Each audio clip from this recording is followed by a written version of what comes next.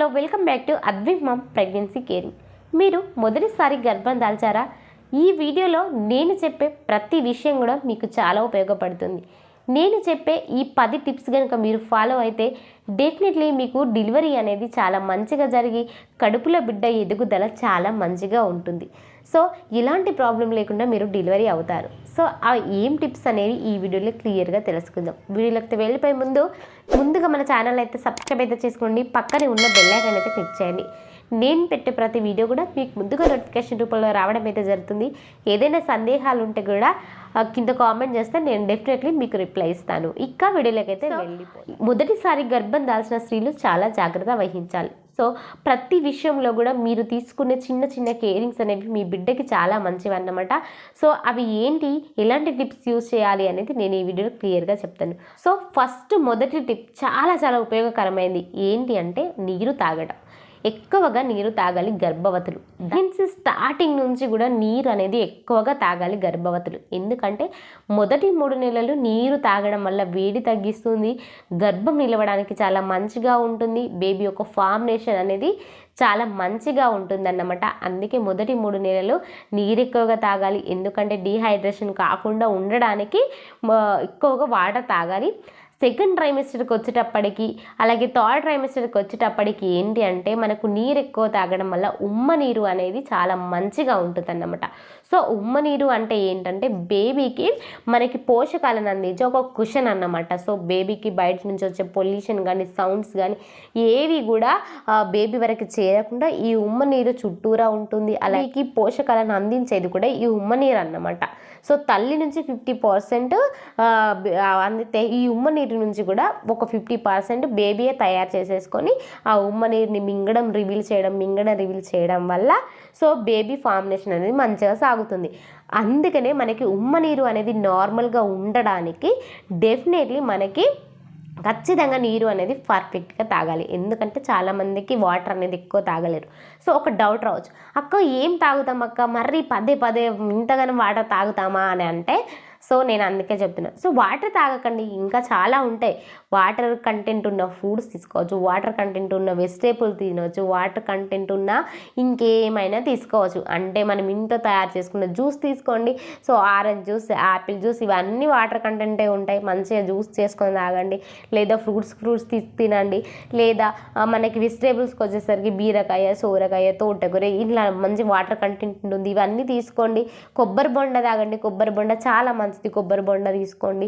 So ఇవన్నీ కూడా మనకి నీటి శాతాన్ని పెంచుతాయి అన్నమాట. సో అందుకనే నీరు అధికంగా తాగాలి. నీరు అధికంగా తాగడం వల్ల మనకు ఉమ్మ నీరు మంచిగా ఉంటుంది.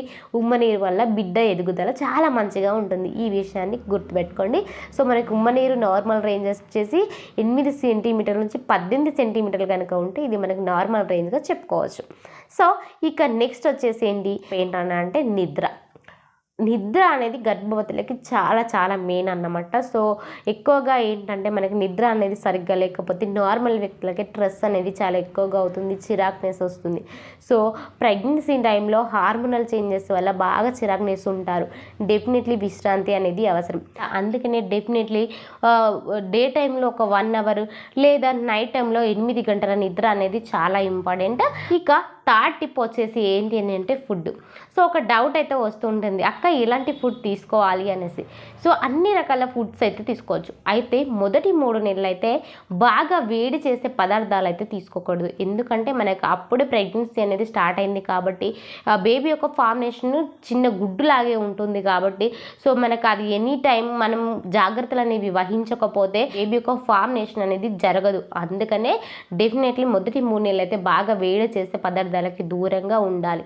బయటి ఫుడ్ అయితే అస్సలు తీసుకోకూడదు. ఎందుకంటే బయట ఫుడ్ అనేది టేస్టీగా ఉండాలని రకరకాలవి కలుపుతూ ఉంటారు అందులో. సో అవన్నీ కూడా మన కడుపులో బిడ్డకి అంత మంచిది కాదు కాబట్టి బయట ఫుడ్ అయితే అవాయిడ్ చేయండి. తినకూడని పదార్థాలు ఏంటి అక్క అని ఒక డౌట్ వస్తుంది. సో తినకూడని పదార్థాలు వచ్చేసి ఏంటి అని అంటే సో మనకి ఎక్కువగా పపాయ తినొద్దు అని చెప్తూ ఉంటారు, అలాగే పైనాపిల్ అని చెప్తూ ఉంటారు, అలాగే నల్ల ద్రాక్ష అని చెప్తూ ఉంటారు. సో ఈ పపాయ తినడం వల్ల ఖచ్చితంగా గర్భం అనేది నిలవదు అని చెప్తూ ఉంటారు. ఇది ఎప్పుడంటే మొదటి 3 నెలలు అయితే సో ఇది తినకూడదు అన్నమాట. ఎందుకైనా కూడా దీనివల్ల మనకు రిస్క్ అనుకున్నప్పుడు అవి తినకపోవడమే చాలా వరకు మంచిది. సో ఇక నెక్స్ట్ వచ్చేసి ఏంటి అంటే వ్యాయామాలు. గర్భవతులు 2వ త్రైమాసికం నుండి వ్యాయామాలు చేయాలి. సో ఈ వ్యాయామాలు అనేది మీ స్వతహాగా చేయడం కాదు, డెఫినెట్లీ డాక్టర్ని కన్సల్ట్ అవ్వండి. మీరు ఎలాంటి వ్యాయామం చేయడానికి ఉండదన్నమాట. ఎందుకంటే మీ హెల్త్ కండిషన్ బట్టే వ్యాయామాలు అనేది చేయాలి. అంటే మీకు కనుక ఏమైనా ప్రాబ్లమ్స్ ఉన్నా, అంటే ఉమ్మనీరు ప్రాబ్లం ఉన్నా, అలాగే ప్లజెంటాకి సంబంధించిన ప్రాబ్లమ్స్, ప్లజెంటా అనేది ప్లజెంటా ప్రీవియా లాగా ఏమైనా ఉంటే సో ఇలాంటి ఎక్సర్సైజులు చేయడానికి ఉండదు. ఉమ్మనీరు తగ్గినా పెరిగినా చేయడానికి ఉండదు. సర్విక్స్కి సంబంధించిన ప్రాబ్లమ్స్ అంటే గర్భాశయ ముఖద్వారం అనేది తక్కువగా ఉన్న వాళ్ళకు కూడా సో ఈ యొక్క ఎక్సర్సైజ్లు అయితే చేయడానికి ఉండదన్నమాట. సో మనకి ఇది ఎప్పుడు తెలుస్తుంది, 2వ త్రైమాసికంలో స్కానింగ్ చేసినప్పుడు సో మన హెల్త్ కండిషన్ బట్టి మనకు వ్యాయామాలు అనేది చెయ్యాలా వద్దని అయితే డాక్టర్ చెప్తూ ఉంటారు. ఒకవేళ తల్లి బిడ్డ ఇద్దరు క్షేమంగా ఉన్నారు అనుకుంటే డెఫినెట్లీ మీరు డాక్టర్ని అడిగి ఎలాంటి ఎక్సర్సైజులు చేయాలి అనేది మీరు చేయండి. రోజులో ఖచ్చితంగా ఒక 15 మినిట్స్ అయినా కూడా వాకింగ్ అయితే తప్పనిసరిగా చేయండి. సో ఇక వేరే వ్యాయామాలు సో ఇంకో టిప్ వచ్చేసి ఏంటి అని అంటే టెన్షన్. సో ప్రెగ్నెన్సీ టైంలో అతిగా టెన్షన్స్ పడుతూ ఉంటారు. ఈ యొక్క విషయం గుర్తుపెట్టుకోండి, అతిగా టెన్షన్ వల్ల చాలా ప్రమాదాలు అయితే ఫేస్ చేయాల్సి ఉంటుంది. అందుకనే మీరు ఎక్కువగా టెన్షన్ అయితే పడకూడదు, చాలా పీస్ఫుల్గా ఉండాలి. టెన్షన్స్ పడే ప్రతి దానికి మీరు దూరంగా ఉండాలి. సో ప్రెగ్నెన్సీ ఉమెన్కి సంబంధించిన వాళ్ళ ఫ్యామిలీ మెంబర్స్ కూడా తనకి ఎలాంటి టెన్షన్కి సంబంధించినవి కూడా చెప్పకూడదు, ఎలాంటి టెన్షన్ని కలిగించే వాటివి చూపించకూడదు. ఎందుకంటే గర్భధారణ సమయం అనేది చాలా సెన్సిటివ్ విషయం అన్నమాట. అందుకనే సో డెఫినెట్లీ మీరు అతిగా టెన్షన్ పడకూడదు అనమాట. ఎంత పీస్ఫుల్గా ఉంటే. ఇక అంటే ప్రెగ్నెన్సీ టైంలో ఎన్ని స్కానింగ్స్ తీయించుకోవాలి అక్క అని ఒక డౌట్ అయితే వస్తూ ఉంటుంది. సో మనకి స్కానింగ్స్ అనేవి ఫస్ట్ మెయిన్గా మనకు 3 స్కానింగ్ అయితే చాలా అవసరం అన్నమాట.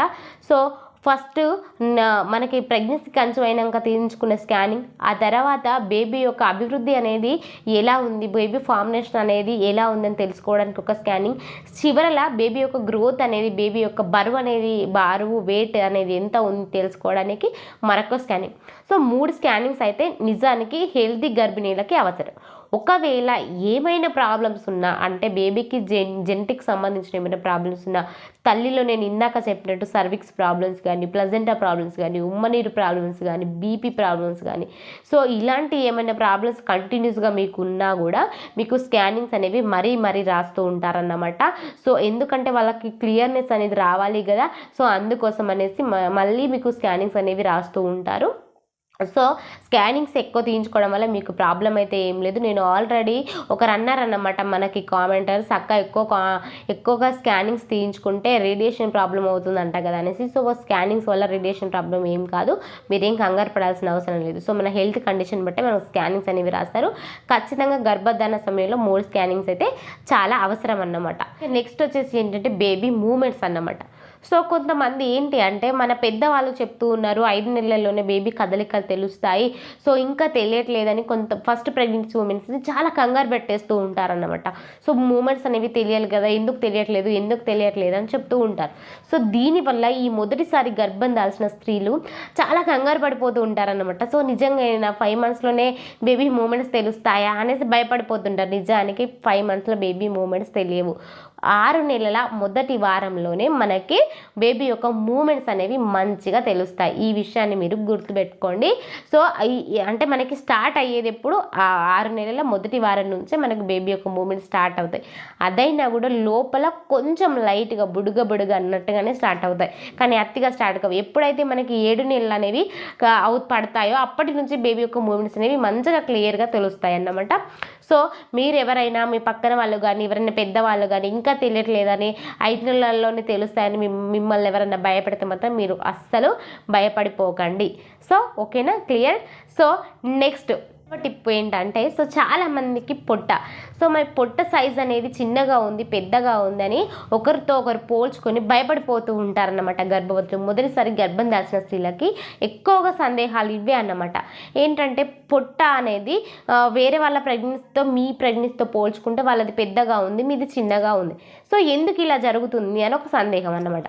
సో ఎందుకు జరుగుతుంది అంటే వాళ్ళ పర్సనాలిటీకి మీ పర్సనాలిటీకి ఒక తేడా అయితే ఉంటుంది కదా. అయితే ఎక్కువగా పొడవుగా ఉంటారో వాళ్ళ యొక్క పొట్ట సైజ్ అనేది చిన్నగా ఉంటుంది. అలాగే ఎవరైతే చిన్నగా పొట్టిగా కనబడతారో వాళ్ళ యొక్క పొట్ట సైజ్ చాలా పెద్దగా కనబడుతుంది అన్నమాట. కొంతమందికి పై పొట్ట కింది పొట్ట అంటుంటారు, కొంతమందికి ఇక్కడ జీర్ణాశయం దగ్గరనే పొట్ట చాలా పెద్దగా కనబడుతూ ఉంటుంది. సో కొంతమందికి కింది పొట్ట ఉన్న వాళ్ళకి పొట్ట అయితే అసలు ఏర్పడదన్నమాట. సో కొంతమంది సన్నగా ఉన్న వాళ్ళకి కూడా పొట్ట అనేది సరిగ్గా ఏర్పడదు. లావుగా ఉన్న వాళ్ళకి ఆల్రెడీ కొంచెం బొద్దుగా ఉంటుంది వాళ్ళ పొట్ట, కాబట్టి ప్రెగ్నెన్సీ టైంలో అది కొంచెం పెద్దగా కనబడుతుంటుంది. అలాగే సెకండ్ ప్రెగ్నెన్సీ వాళ్ళ పొట్ట పెద్దగా కనబడుతుంది, ఫస్ట్ ప్రెగ్నెన్సీ వాళ్ళ పొట్ట చిన్నగా కనబడుతుంది. సో క్లియర్ అయిపోయింది కదా. పొట్ట సైజ్ గురించి ఎవరికైనా సందేహం వస్తే క్లియర్ అయిపోయింది కదా. ఇంకో కొంతమందికి వచ్చే సందేహాలు ఏంటంటే అసలు ఉమ్మ నీరు అనేది ఎంత ఉండాలక్క అని ఒక డౌట్ అయితే వస్తూ ఉంటుంది. సో మనకి ఉమ్మ నీరు అనేది నార్మల్గా 8 నుంచి 18 సెంటీమీటర్స్ అయితే ఉండాలన్నమాట. సో ఇది నార్మల్ రేంజ్గా పరిగణిస్తారనమాట. సో ఇంకొక గర్భవతులకి కామన్గా వచ్చే ఇంకొక సందేహం ఏంటి అంటే పొట్ట అనేది అసలు ఎప్పటి నుంచి కనబడుతుంది అక్క, ఎన్ని వారాల తర్వాత కనబడుతుంది అని ఒక సందేహం అయితే ఉంటుంది.